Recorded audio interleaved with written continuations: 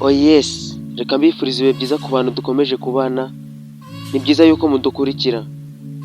Aka kanya tugiye kubagezaho ubusobanuro bw'izina Sandra. Sandra ni izina rihabwa umwana w'umukobwa, rifite inkomoko ku rurimi rw'Ikigereki, rikaba risobanura kimwe na Alexandre, kuko Sandra ari impine ya Alexandra. Iryo zina rero rikaba risobanura umurinzi w'abantu. Izina Sandra ryatangiye gukoreshwa cyane mu Bwongereza mu kinyejana cya 13. Katurebere hamwe bimwe mu biranga ba Sandra.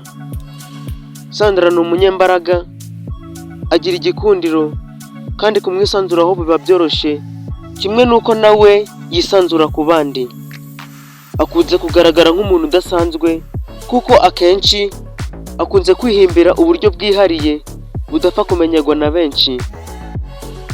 Ngiyo umurebye ubona ari umuntu wihagararaho, nyamara ariko Sandra aroroshye kandi ntakunda kwigirira icyizere. Gusa nanone akunda kunguka ikintu gishya mu buzima. Dusoje dusuhuza abantu bose bitwa ba Sandra aho bari hose, turabakunda cyane. Niba iyi video hari icyo gufashije, bitera inkunga ukore subscribe, like, share na comment, ukore no kunzogera kugira ngo buri uko twasohoye ikiganiro gisha ujye uhita ukibona mu ba mbere.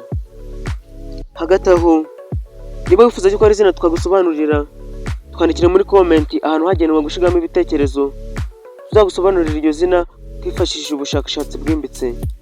Turabashimiye mwabanye natwe muri iki kiganiro, mbararikira gukurikirana icy'ubutaha.